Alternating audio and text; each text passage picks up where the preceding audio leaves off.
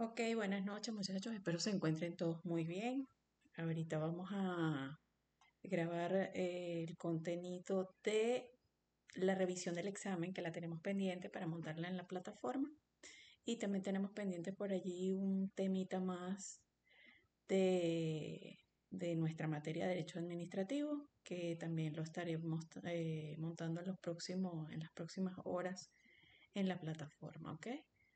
Entonces comencemos con nuestra revisión, que ya lo habíamos adelantado en el salón de clase, pero bueno, deseo montarla allí en la plataforma para que esté allí ante cualquier duda que ustedes tengan. Vamos acá. Ok.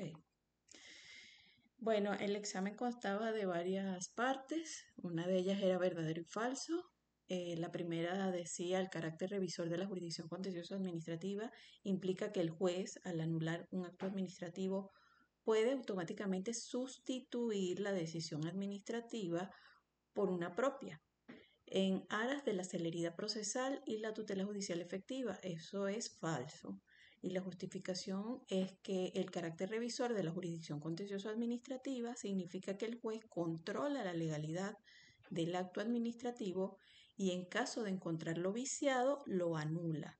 Sin embargo, el juez no sustituye la voluntad de la administración, ¿ok? Salvo contadas excepciones donde la administración tenga una potestad reglada o carácter vinculante y no deje margen de discrecionalidad. Entonces, la nulidad del acto implica que la administración debe dictar un nuevo acto conforme a derecho, pero no que el juez dicte una por ella. ¿Ok? La segunda de verdadero y falso decía: en el procedimiento expropiatorio, la justa indemnización se limita exclusivamente al valor del mercado del bien expropiado, sin incluir otros conceptos como el lucro cesante o los daños emergentes derivados directamente de la privación del bien. Eso es falso. La justificación es que la justa indemnización en el procedimiento expropiatorio no se limita únicamente al valor del mercado del bien, ¿ok? Debe ser una indemnización plena e integral que compense al expropiado por el daño patrimonial efectivamente sufrido. Esto incluye no solo el valor del objeto, ¿okay?, o de mercado del bien, sino también los daños emergentes y el lucro cesante que sean consecuencia directa e inmediata de la privación del bien. Por ejemplo, gastos de mudanza, pérdida de clientela de un negocio, etc. La tercera decía los procedimientos breves aplicables a reclamos por prestación de servicios públicos ante la jurisdicción contencioso administrativa están diseñados para agilizar la tutela judicial, pero no desplazan completamente la necesidad de agotar la vía administrativa previa. Esto es verdadero, ¿ok? La cuarta pregunta de verdadero y falso: el derecho a la educación en Venezuela, de conformidad con su fundamento constitucional, confiere al Estado la potestad exclusiva de determinar los niveles y modalidades de enseñanza sin permitir la participación de particulares en la gestión educativa. Esto es falso. ¿Ok? La justificación de esta respuesta es que si bien la Constitución y la Ley Orgánica de Educación establecen la rectoría y supervisión del Estado en materia educativa y el carácter público de la educación, el sistema educativo venezolano es pluralista y abierto a la participación de particulares. El Estado no tiene la potestad exclusiva, por el contrario, garantiza la libertad de enseñanza, perdón, la libertad de enseñanza y la creación de instituciones educativas privadas, siempre que cumpla con los principios y la normativa establecida por el Estado. Y la quinta pregunta decía: el principio de subsidiariedad implica que el amparo constitucional es una vía excepcional y residual. Solo procede cuando no existen otros medios judiciales ordinarios, especiales, idóneos y eficaces para la protección de derechos o garantías constitucionales vulnerados. Esto es verdadero. En las respuestas de selección simple, a ver. ¿ok? Este, el derecho de propiedad, la primera decía, el derecho de propiedad contemplado en la Constitución de la República Bolivariana de Venezuela se concibe como, y la respuesta correcta es la C, un derecho social y económico que cumple una función social y está sujeto a las condiciones y limitaciones establecidas por la ley. La 2. En la evolución histórica de la jurisdicción contencioso-administrativa en Venezuela, el sistema constitucional actual se caracteriza por, la correcta era la C, un modelo de justicia delegada donde los tribunales son órganos del Poder Judicial con autonomía e independencia. La tercera pregunta, respecto al derecho a la salud en Venezuela, ¿el Sistema Nacional de Salud se rige por el principio de? La respuesta correcta era la B, universalidad, integralidad, equidad, gratuidad, participación y solidaridad. La cuarta, la competencia de los órganos jurisdiccionales contencioso administrativos en Venezuela se configura principalmente en función de, y la respuesta correcta es la B, la materia, el territorio, la cuantía, la conexión y el órgano emisor del acto administrativo o el sujeto pasivo de la pretensión. La quinta pregunta, en el marco de la potestad expropiatoria, la causa expropiandi se refiere a, la respuesta correcta es la D, la utilidad pública o interés social declarados legalmente que justifican la privación de la propiedad. La sexta pregunta, la sentencia en el procedimiento contencioso administrativo puede ser objeto de recursos. ¿Cuál de los siguientes no es un tipo de recurso contencioso administrativo ordinario o extraordinario aplicable en la fase de impugnación de sentencias? Y la respuesta correcta es la letra A, que se refiere al recurso de nulidad. 7. Cuando se interpone una demanda de contenido patrimonial, ¿okay? Contra entes públicos, el procedimiento aplicable se diferencia del de nulidad de actos administrativos en que la respuesta correcta es la C. La pretensión principal es la condena al pago de una suma de dinero o la reparación de un daño. La 8. ¿Cuál de las siguientes afirmaciones sobre la reversión en la expropiación es correcta? La respuesta correcta es la A. Es el derecho del expropiado a recuperar el bien cuando no se le destina al fin que motivó la expropiación o se le da un destino distinto. Luego vino las preguntas de análisis de caso y de desarrollo. Y en la pregunta 1, la respuesta correcta era, vamos a ver, las preguntas eran las siguientes. Explique en la potestad expropiatoria, después de leer el caso, ¿no? La potestad expropiatoria en la causa expropiandi, la letra A, explique la naturaleza jurídica de la potestad expropiatoria en Venezuela, su fundamento constitucional y cómo se relaciona con el derecho de propiedad como derecho fundamental. Okay. La naturaleza jurídica, la respuesta correcta es la naturaleza jurídica de la potestad expropiatoria y su relación con el derecho de propiedad. La potestad expropiatoria es una manifestación del ius imperium, es decir, del Estado, ¿okay? Una prerrogativa de derecho público que permite a la administración pública privar coactivamente a un particular de su propiedad u otros derechos o intereses legítimos por razones de utilidad pública o interés social previa justa indemnización y mediante el cumplimiento de un procedimiento legalmente establecido. ¿Okay? En Venezuela, en cuanto a, dice, ¿cuál es su fundamento constitucional? Bueno, en Venezuela el derecho de propiedad es un derecho fundamental consagrado en el artículo 115 constitucional. Sin embargo,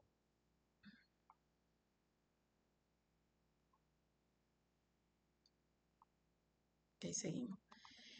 Sin embargo, este derecho no es absoluto.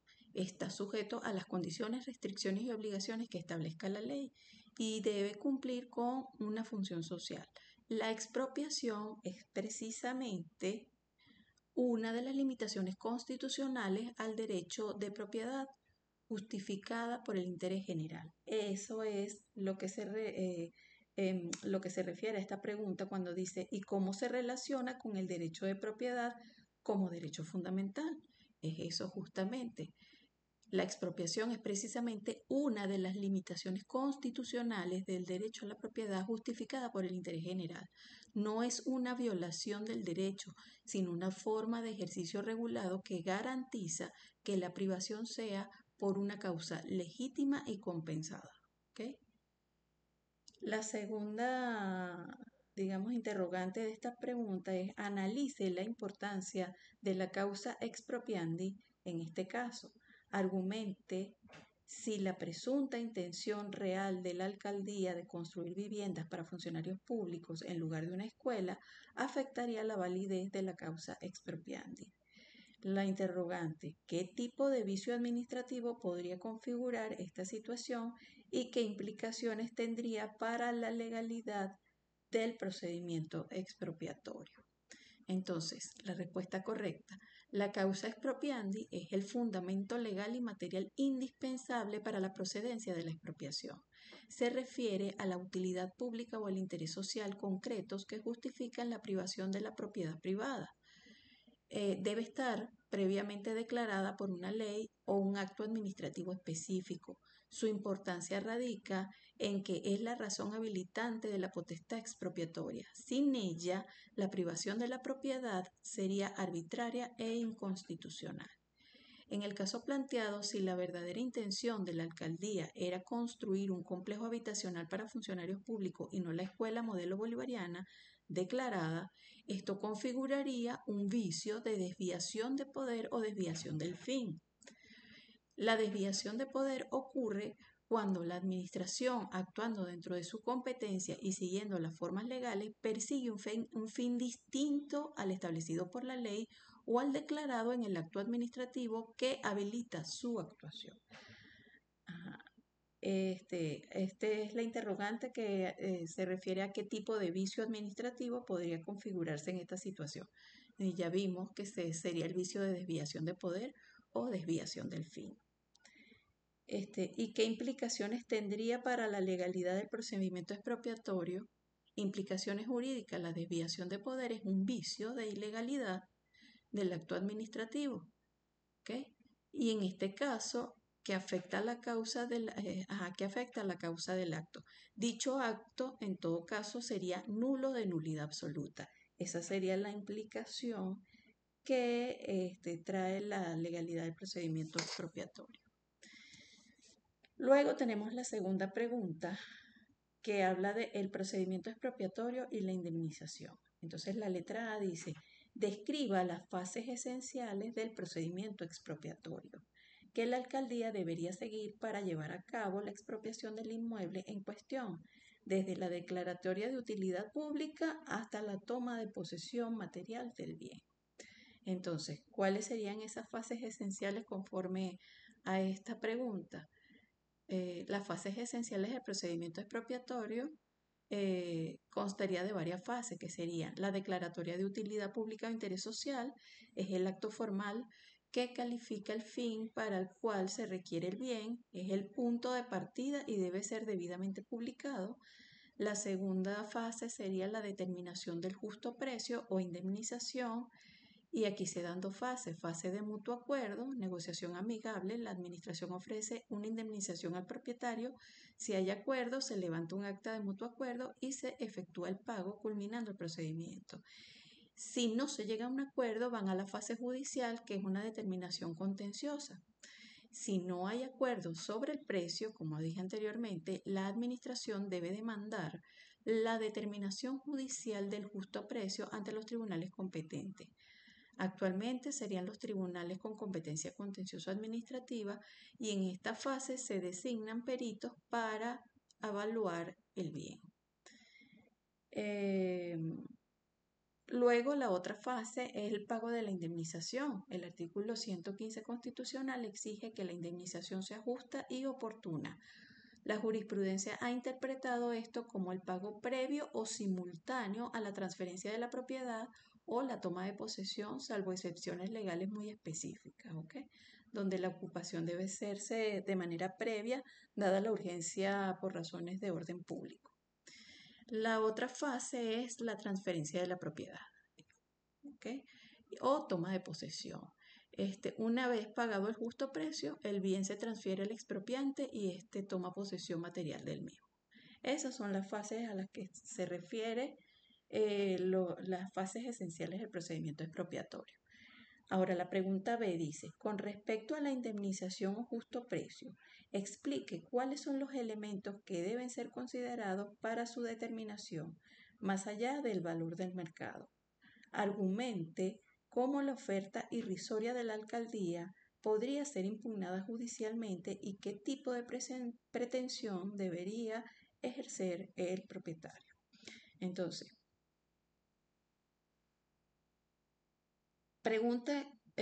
una de las preguntas explique cuáles son los elementos que deben ser considerados para la determinación de la indemnización a justo precio.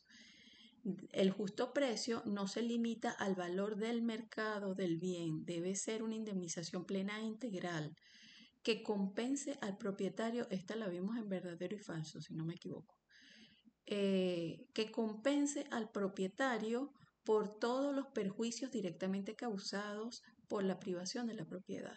Entonces, ese valor del bien va acompañado no solo del valor del bien basado en el criterio objetivo del valor del mercado, valor catastral, avalúos periciales, ubicación, estado, uso, etc. Debe acompañarse también del daño emergente, pérdidas efectivamente sufridas por el propietario como consecuencia directa de la expropiación, por ejemplo, gastos de mudanza, traslado de equipos, pérdida de cosechas de un terreno agrícola y el lucro cesante, ganancias dejadas de percibir por la privación del bien. La acción que debe ejercer el propietario para impugnar judicialmente la oferta irrisoria de la alcaldía. Entonces, dice que la acción para impugnar el monto del propietario debería esperar la demanda de la alcaldía para la determinación judicial del justo y precio, ¿verdad? Si no se llega a un mutuo acuerdo y en ese proceso judicial se opone al avalúo ofrecido por la alcaldía, promoviendo su propio avalúo y pruebas que demuestren que el valor justo es superior. Entonces la pretensión sería la condena a la alcaldía de pagar una diferencia por el monto ofrecido y el justo precio que se determine judicialmente. Luego la tercera pregunta de desarrollo establece en la letra A, analice las opciones procesales que tendría el propietario para defender su derecho. Identifique los recursos o acciones específicas que podría interponer contra la declaratoria de utilidad pública y contra el monto de la indemnización. Entonces, aquí las vías judiciales, el propietario tiene varias opciones dependiendo de la fase y el vicio que desee atacar. ¿Okay? Está el recurso contencioso administrativo de nulidad contra el decreto municipal de declaratoria de utilidad pública. El fundamento sería el vicio de desviación de poder, la verdadera intención de construir viviendas y no la escuela, o cualquier otro vicio de ilegalidad como incompetencia, vicio de forma, falsa motivación, etc. Y demanda de determinación de justo precio. Si el problema es solo el monto de la indemnización y la alcaldía demanda para fijar el justo precio, el propietario se defenderá en ese proceso. Si la alcaldía no demanda, el propietario podría, en teoría, intentar una demanda de contenido patrimonial para que se fije el justo precio, aunque lo común es que sea la administración la que impulse esa fase, ¿ok?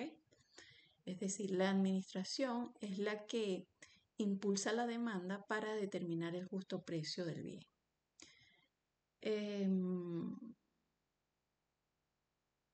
la segunda pregunta aquí, la letra B, con base al principio de subsidiariedad, determine si la acción de amparo constitucional sería la vía idónea y procedente para el propietario en este caso. Justifique su respuesta.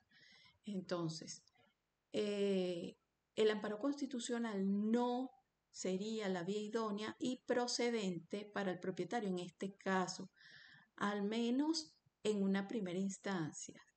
Considerando el principio de subsidiariedad, el artículo 6, numeral quinto de la Ley Orgánica de Amparo sobre Derechos y Garantías Constitucionales establece que el amparo no procede cuando el agraviado haya recurrido a otros medios judiciales preexistentes y suficientes para tutelar el derecho o garantía constitucional que se considere violado o amenazado. Además cuenta con la existencia, no cuenta con acción de amparo porque el propietario puede contar con la existencia de vías ordinarias, breves y eficaces. En el escenario planteado, el propietario cuenta con medios judiciales ordinarios, como el contencioso administrativo, que son idóneos y eficaces para la defensa de su derecho de propiedad. Y allí entra el recurso de nulidad contra el decreto municipal de declaratoria de utilidad pública, y el proceso de determinación judicial de justo precio permite discutir el monto de la indemnización de manera exhaustiva, con las garantías procesales plenas, ¿okay? Es decir, con unas pruebas periciales. Entonces, cuenta con dos recursos que de manera idónea y efectiva y eficaz pueden darle solución al escenario que se plantea, ¿no?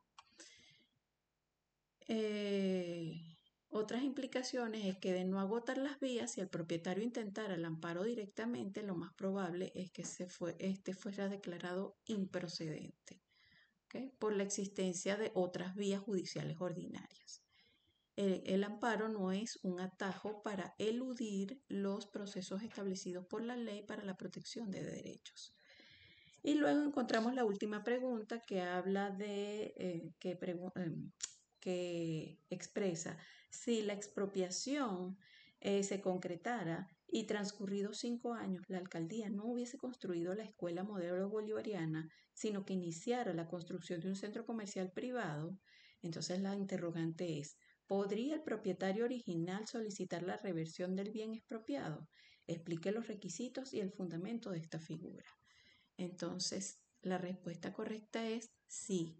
El propietario original podría solicitar la reversión del bien expropiado si transcurridos 5 años la alcaldía no hubiera construido la escuela modelo bolivariana y en su lugar iniciara la construcción de un centro comercial privado. ¿Cuáles son los fundamentos de la reversión?